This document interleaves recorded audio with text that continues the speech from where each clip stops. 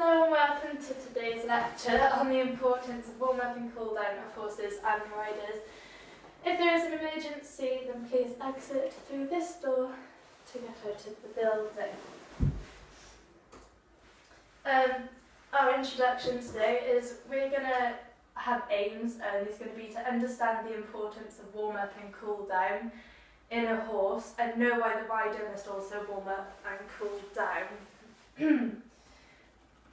So we're going to have these first questions, and then we can come back to them later and see if we can answer them more detailed once we've done a few exercises. So within your general knowledge, how would you warm up a horse? Walk and then trot. You can lunge it. Yeah, that's good. Before riding? You can lunge it. Yeah. Would you agree? Yeah. So why would we warm up the horse? Why would we walk it before? Allow it to loosen up. To prevent injury. That's good. So do you think a rider should warm up? Yeah. Yeah. Why? Why do you think it's important if a rider warms up? Because if a rider's stiff, they can't perform properly, which will enable the horse to not perform properly. And the rider will have an influence on the horse's way of going. If the rider's stiff, the horse will be stiff. Yeah, that's good. And do we think cooling down is relevant to working the horse? Definitely. Yes, because it allows the horse to have stretch. Stretching is important. Good. So our main exercise will be reading through articles, and then from these articles we're going to make notes. So the first article, which you have one each, you have 2.5 minutes to write down as many points possible that you think justify why we should warm up and cool down the horses.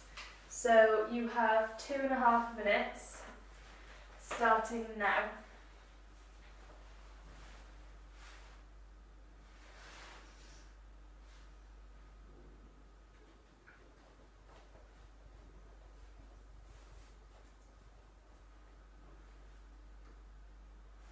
If you need any help, just ask.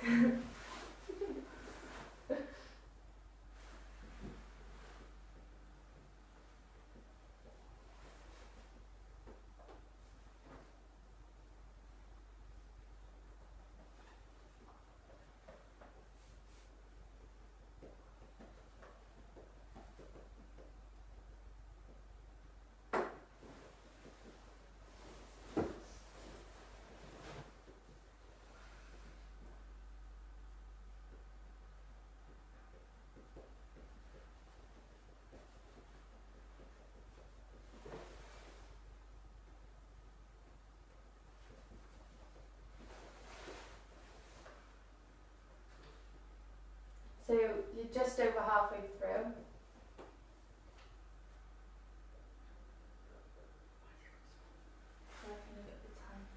Do you want me to put it bigger?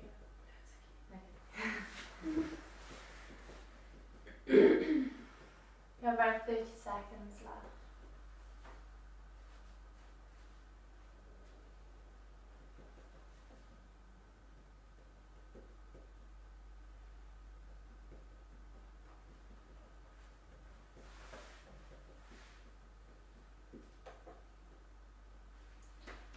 Do you think it's both done? Yeah. Okay, now I want you to look at the second article, which there's many pages, so you can spread it out between you. And this article contains exercises, and I want you to look at these exercises and think how they give reason of why the rider should warm up. So how would the exercise justify, and what would the exercises help the rider do? So again, you've got 2.5 minutes, maybe 3.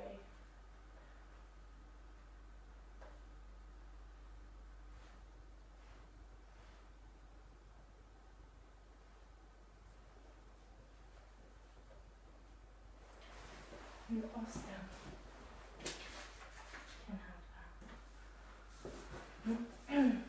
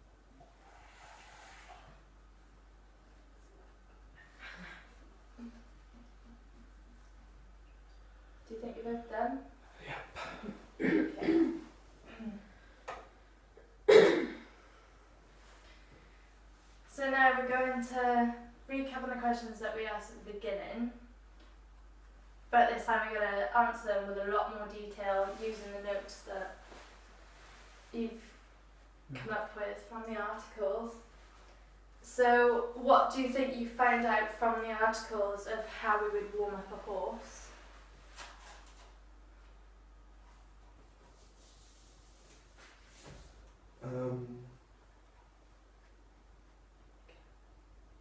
Of how we would walk a horse.